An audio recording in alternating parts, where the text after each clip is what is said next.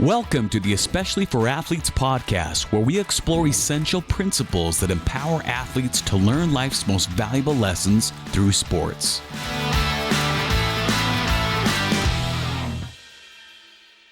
Hi, everybody. Welcome to today's episode of the Especially for Athletes Spotlight podcast. I'm Dustin Smith. I'm here with Shad Martin, and our guest today, Mr. Connor Pay, who's getting ready for the NFL draft here in a week and a half, right, Connor? Yep, week and a half. Well, thanks for joining us, man. Yeah, of course. Happy to be here. So we want to hop into some questions, Connor. Tell us a little bit about your last season. I know you were fighting the injury bug a little bit, but tell us a little bit about you, where you went to high school, where you played college, and kind of what you've been doing the last couple months in preparations for the NFL Combine, or Sure. the NFL Draft. Yeah, sure. So I grew up in Highland, Utah, went to Lone Peak High School, and played football, basketball, and baseball there. And then served a mission in Washington, D.C. from 2018 to 2020. Then came back for the 2020 season. That was my redshirt year at BYU, was that COVID year in 2020. And then played on the BYU offensive line ever since then, and just finished up with my last game in the Alamo Bowl against Colorado a couple months ago now. And right after that bowl game, I shipped out to a facility in Atlanta, Georgia. The agent that I had signed with, we had both had Velocity Athlete Development in Georgia reach out to us, and I had worked with, or I had met with them before, and then when I told my agent that, they are actually, we've sent a few O-linemen to them before, and we've had success with them, so we settled on that as a place to go train. So I spent January, February, and then a tiny bit of March out there getting ready for Pro Day. And then had Big 12 Pro Day in Frisco, Texas. Things went well. Interviews and position work went really well. And then, I was there to just check boxes and, show everybody that I was healthy. All right, that was the biggest thing. Obviously, with this last season, I had never been injured in college, so it was kind of a new experience for me. But broke my foot in the middle of the season, and thankfully the break I had, it was an easy fix, and so I was able to have a screw placed in it, and 6 weeks later I was playing again. So it was pretty awesome to be able to get back that quick, but obviously with mid-year injuries and stuff, and you come back and you're not quite the same as you were at the start of the season, of course, for those last 4 games. And so it was good to just get out in Pro Day, move around, and show all the scouts that I had recovered fully and wasn't inhibited in any way. And so then just been training here at BYU with their NFL offseason group, just kind of in preparation for wherever I end up going here in a couple weeks. Well, I want to hop into a question specifically to your position. I as a coach myself in football and then training quarterbacks for 20 or so years, I talk often about the relationship that the center and the quarterback have to have. The center is the only guy on the field that touches the ball more or as much as the quarterback does, right? So it all starts with him. In fact, just today, I told some quarterbacks that the most important part of every play is that your exchange with the center. You got to catch that snap. If that's goofed up, then the whole play's goofed up. So sometimes usually the center only gets noticed when he screws up, right? Exactly. He can make 1,000 perfect snaps, and everybody was like, well, yeah, of course. And then he has to step and block at the same time. It's not like that's easy. And then the one time he misses, that's when he'll hear about it. What kind of attention to detail do you put yourself through with your quarterbacks to make sure that they're comfortable with you and that you can make that snap and down block or pass set, whatever you have to do, and still be accurate? Well, yeah, it definitely takes thousands and thousands of reps. Because while it is the responsibility of the quarterback to catch the snap, it's also my responsibility to put it in a place where he can catch it. Yeah. Right? I better be putting it on his numbers, right? Or somewhere in that area. Because the more consistent my snaps are, the less the quarterback has to worry about it. And the more he can be focused on other things. And thankfully, I've been a really consistent snapper throughout my short 4-year career as a center. But no, that relationship is really important, especially when you're working under center, because kind of when it comes to arm length and body type, kind of where that ball lands in an under center snap is a little bit different for every center, and so just banking a lot of reps with the quarterback on that over and over, just so he knows my sweet spot and I know where he wants it. Then we know, hey, I can put it on there every time. And then it gets to the point where it's subconscious for both of us. I don't think about snapping when I'm out there. I've done it so many times, it just happens. Um, and but you can get really detailed in the sense that there was one off season I spent where Jaron Hall and I spent a lot of time together. And I got my spin to the point where I could most of the time, wasn't 100%, but a lot of the time I could get those laces to land on his right hand. And so he just had to move the ball a little less. Which that was pretty nice to be able to do. It didn't. I wish it happened more often because I felt cool doing it. But but no. To your point, right? That relationship has to be step number one, or else the rest of the play doesn't work. And so, honestly, the biggest thing about it, I'd say, is just thousands of reps together. So you're both really comfortable. He knows my pacing. He knows how hard the snap's coming. And we can both make adjustments based on what makes each other comfortable. Well, and also with the center, for those that may not understand football super well, the center does more than just snap the ball. In each offense, the center and the quarterback usually share the role of communicating the pass blocking scheme for that week. Sometimes you'll see the linemen slide, and other times they'll just go right into a guy and man him up right away. If there's a linebacker blitzing, the center and the quarterback are discussing what the protection's going to be, and sometimes it's the center's call. Other times the quarterback's calling it. But the center is always involved in pointing things out. He's obviously in the center, in the middle, communicating with the two guys to his right and to his left. Talk to us a little bit about your role as the center in specifically maybe in the pass protection and blitz pickup and things. Yeah, so for me, it was pretty unique in the sense that BYU, where I did all of it, run and pass game. And so, the quarterback knew what my options were, essentially based on what protection we were running, whether it was 5, 6-man, 7-man protection, play action, whatever, full slide. He knew what my options were, but I was the one making the calls at the line of scrimmage. So I was the one reading the defense, and then the tight ends and the running back and the quarterback would be looking at me, waiting for my point and my call. And so in our offense, it was, I did it all for the run and the pass. But I know there's plenty of offenses from friends and stuff where the quarterbacks handle the protections and then the center handles the run game a little more. And I think that works great too. That way it's a little more on the plate of the quarterback, but just so he knows where the protection's going, right? And he can kind of be in control of it. But we just had a set of rules for each protection that I would follow, and then we had a series of hand signals if I decided to flip a protection in a different way or something like that.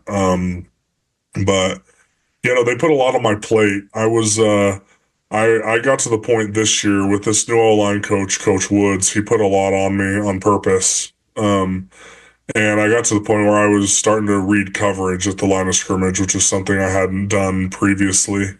And so coverage outside of the box coverage. I mean, you're looking outside of the box. Is, yeah. So, outside of the box. So I was looking at the shell. Yeah. Because I would know what formation we were in, whether it was 3-by-1 or 2-by-2, or if we were in unbalanced or any type of nub formation. And then I would say, okay, is it a one high or is it a two high shell? And then I go look at the spacing and the leverage of the corners to just give me a little. And I'm not saying that I could do it every play or that I was right. Teams are getting better at disguising coverages, especially in the NFL. And so, but it would at least give me hints on who could blitz. Yeah. Where it's like, okay, I know I have a nickel Sam sitting here, a safety in a corner. We're in 3-by-1. No one else is over there. Nobody can blitz from that side. Yeah.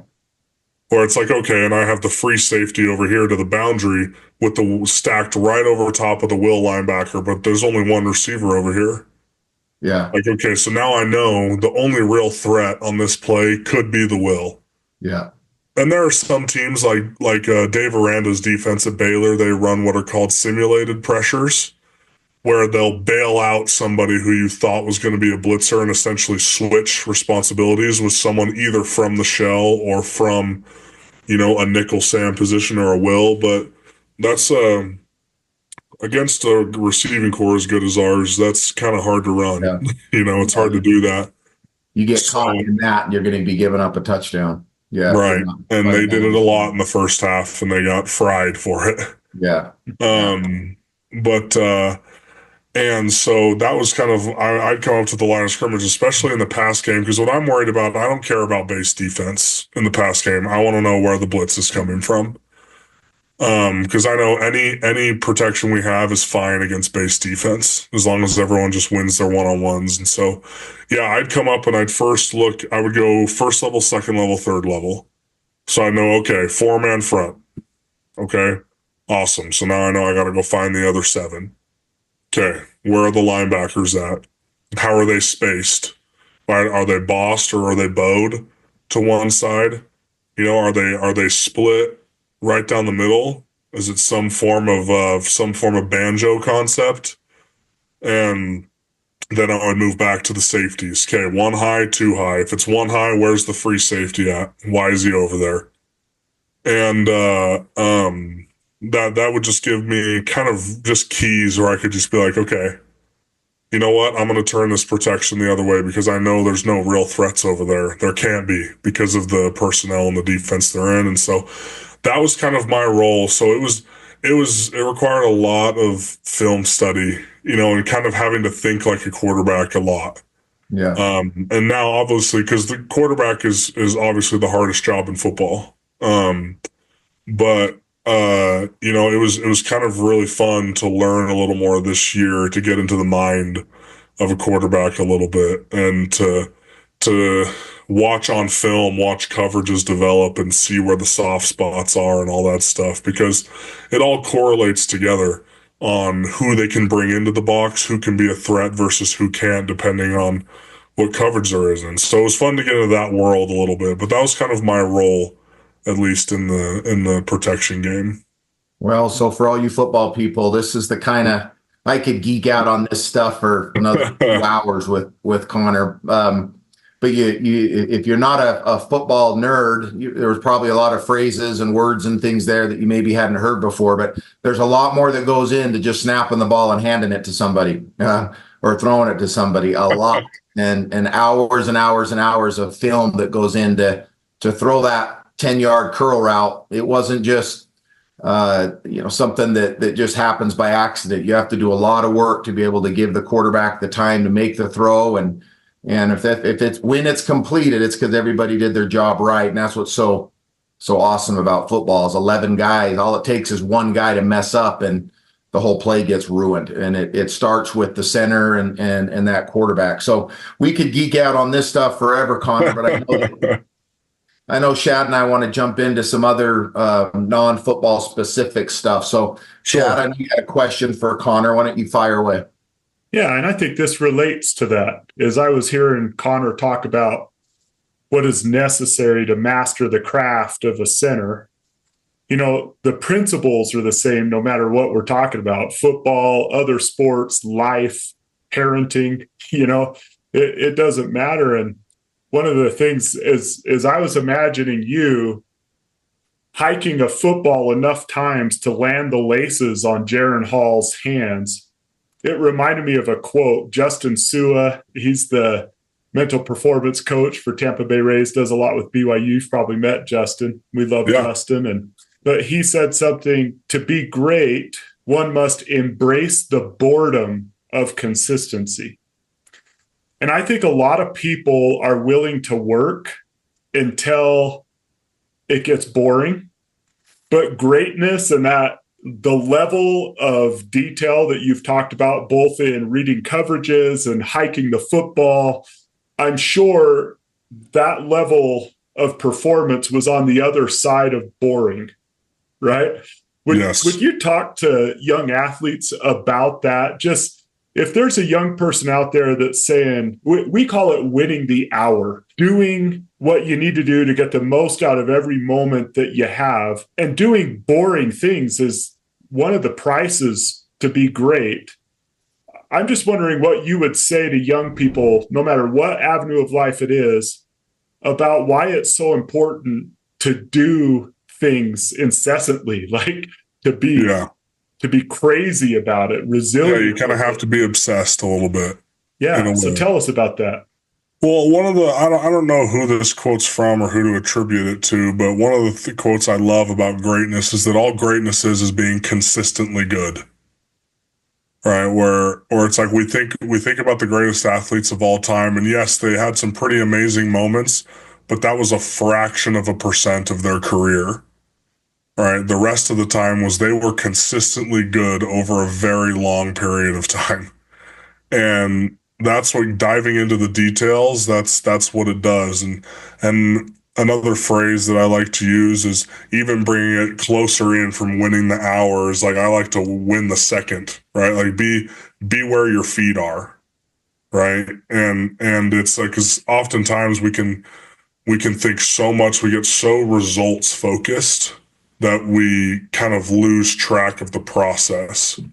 One of the things Coach Woods, my O-line coach at BYU, would always emphasize was he said, we are process driven, not results driven. He said, we do this because we love the process. We love the boredom, right? We love the grind. And then the results will naturally come if you focus on that. But if you do it the other way around, things aren't going to go very well.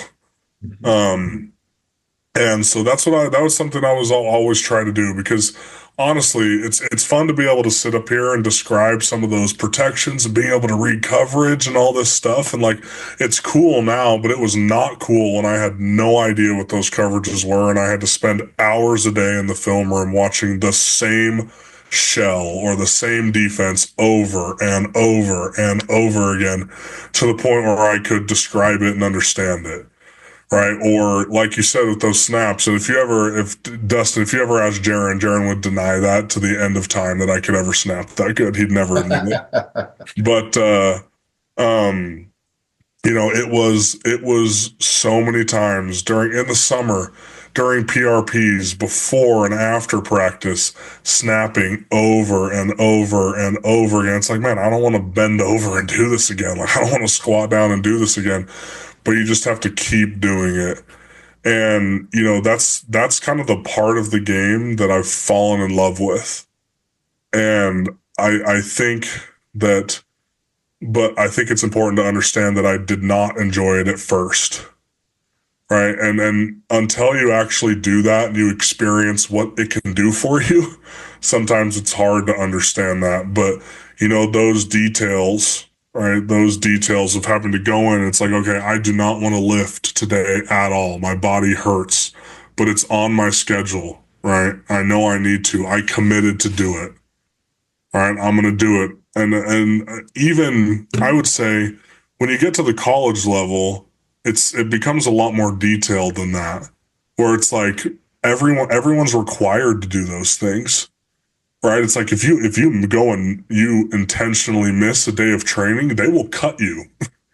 And so it's like there's not guys missing workouts. Like everybody's doing that. And so, okay, what's the differentiators now where it's like, okay, I need to go and take my recovery more seriously.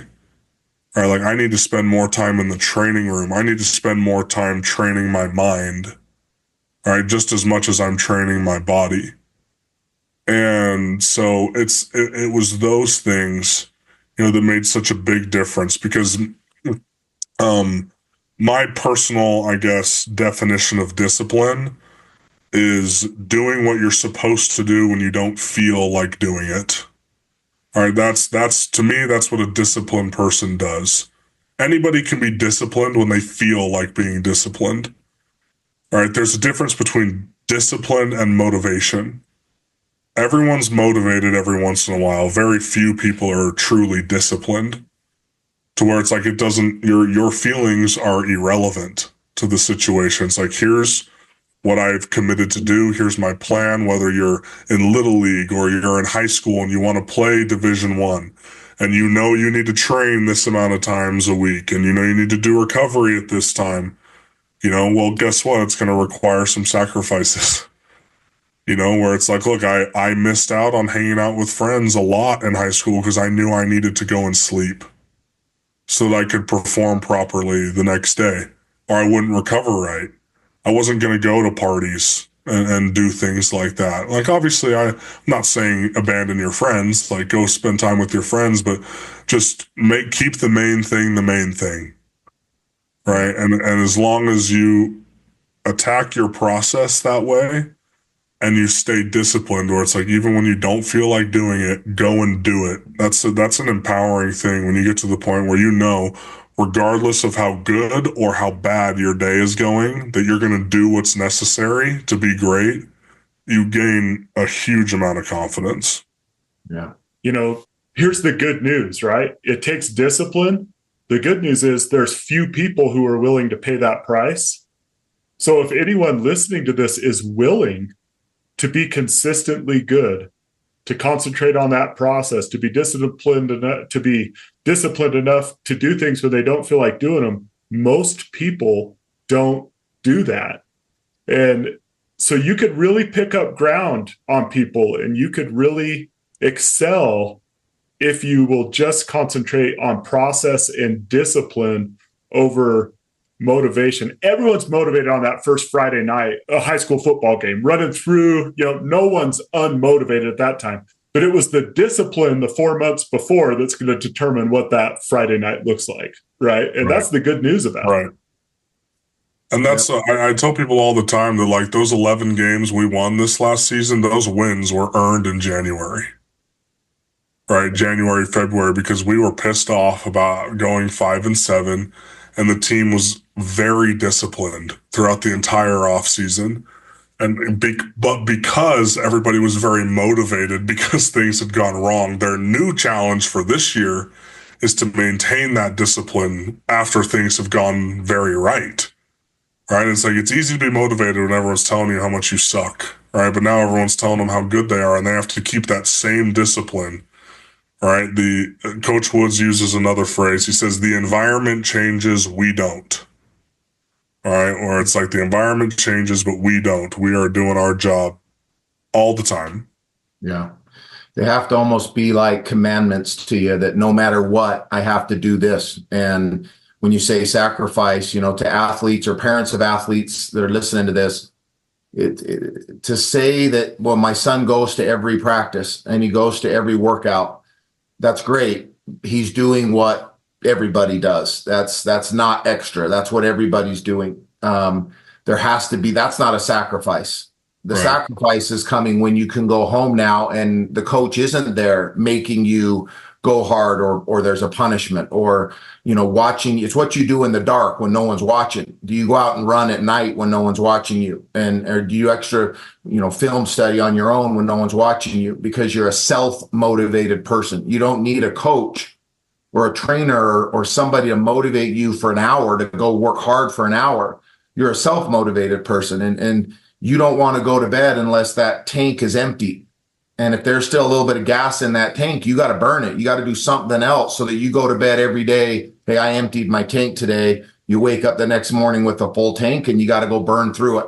It's the athletes who go to bed with half a tank still left and convince themselves that, well, I did enough. I did what coach said. I was at practice and I lifted and I'm But did you watch film? Did you go to bed on time? Is your diet right? Are your recovery right? Are you icing? Are you drinking water or soda? Like all the little things these little things add up to an extra 1 yard in a game, which in the game of football, that's the difference in most cases. Yes. My guess, the 5 and 6 year, I had a year 2 years ago as a high school coach where we went 3 and 7. 6 of those 7 games, we had a lead halfway through the fourth quarter, and we ended up losing 6 of the 7. We were that close to having a year like we had this past fall where we went 11 and 3. And we had 2 or 3 games in that 11 and 3 season where we were in the same situation, but this time we held on and we won it at the end. That's the difference. That's 1 yard sometimes. That's 1 extra block. It's 1 guy catching a pass that was a little bit low, that because he caught it 5,000 times outside of practice, or the center made that snap on time so the quarterback could get it out on time, you win the game. And it really is the process that the champions are separated from the participators. And participating in sports is easy. Grinding at it, really, really focusing on the details, that's hard. And Connor, you're not just a big guy. There's a lot of big guys. A lot of big linemen. Every single Division I football program in the country has a guy on the line as big as you are. You're getting a chance to play in the NFL because of all the extra, all the other things that you did. And that's only comes to a small percentage of those big linemen. And so, for those of you that have a child coming up who, is a pretty good athlete, they're going to be carbon copies of your son or daughter athletically. Same height, same weight, same speed. It's the little things they do when no one's watching them that's going to separate them from the others. And that is sometimes putting down the phone. It's putting down the Xbox. It's turning off the TV. It's putting away the sugar or the soda and eating something a little bit better. And so, Connor, we appreciate you hopping on with us and talking to us a little bit. This is a perfect subject for us to share on discipline, on time management, on focus, all things that not only in the area of sports are applicable, but really in life are applicable. Any last words, Connor, you have for our athletes? Yeah, no, and I would just say to the athletes and to the parents too, is just like, I think this also comes because if we're all being honest with ourselves, every new generation gets a little softer, right now. And I would say, don't expect praise or rewards for doing what's expected of you. Yeah. Right. Like simply doing what you're asked is you don't expect some great reward for doing that. Yeah. It's, you know what? And just to use an example, it's like in high school, I made a commitment early on. I made a commitment that I wanted to start varsity as a sophomore. I knew I wanted to do that. And so I was there 45 minutes early to every practice, doing my footwork drills and my bag drills and pushing the sleds. And I would stay 45 minutes afterwards every day. As a young 14, 15-year-old, that's all I could commit to do at that time. That's probably all I understood that I should do. And as you develop and as you understand more, you'll start to learn more things you can do that can set you apart, right? Because 99% of the people are perfectly content with being ordinary. Right. And you just have to find out whether or not you're willing to be that 1% that you were talking about earlier. And so, but I think expectations have a lot to do with the mental block sometimes we have with some of that, especially if you're from an area where you have really successful parents and kind of have a silver spoon attitude a little bit, which is, pretty common, where it's like you have to take things. In athletics, nothing is handed to you. You have to go and you have to take it, right? And so I would say, and I say that to both the athletes and the parents, though, don't get mad at a coach if your kid isn't playing, if all he's done is done the team activities and gone to practice and he did nothing extra all off season long, because the chances are that whether or not you think that kid that's playing in front of them is quote unquote better or not, he probably worked harder. Right, and there may be some scenarios where that's different. I'm not saying that's every scenario, but I would say if you're not achieving the goals you want to achieve, the first place you need to look is in the mirror. And then that's when you can start actually taking the steps to change and improve, because it does require a lot. But at the same time, while it does require a lot, it's also very attainable. Yeah. That's kind of the last thing I'd want to say is like, don't listen to this and think that like, oh, I have to be the 1%. That means there's a 99% chance that I'm not. It's like, actually just go and start doing things and like watch positive things happen in your life. Yeah. Right. Just take it'll happen for you. It will. Yeah. Just get moving. Yes. Chad, anything? Yeah, I actually do. Just to close out the podcast, maybe Connor, I know you and a teammate do a podcast, and I've just recently discovered it, right? Where you just sit down together and study scripture and share that with kids. You know that one of the cruxes of our program is seek to bless, not to impress, and to have your eyes up looking for people who you might be able to help and to do the work to help them. Obviously, your faith is important to you, but it seems to me this podcast and what you're doing comes out of that. I just want to use my position to help and lift other people. I'm just wondering, one, if you'll tell us a little bit about that podcast and what you're doing, because some who listen to our podcast might be interested in it. It might be cool. But second, and maybe for this podcast, even more important, why did you do that? Like, what was the driver that said, I'm going to sit down for a certain amount of time each week and just talk about my faith and put it out there for people? Yeah, no, I think it kind of came about last summer, and probably even earlier than that. I had always thought, like, it would be really fun to do kind of a faith-based podcast or YouTube channel or something. I didn't know it was going to end up going through BYU and all that stuff and be produced by BYU Radio. I was just thinking just doing it by myself or doing it on our own. And I had talked to Chase about it for a few months, and he was kind of like, at first, just because of the time commitment. And, but the core of the motivation was we just thought back on our youth and our high school years, and we're like, man, what an impact it probably would have made if some of our heroes that had played for BYU had done something like this.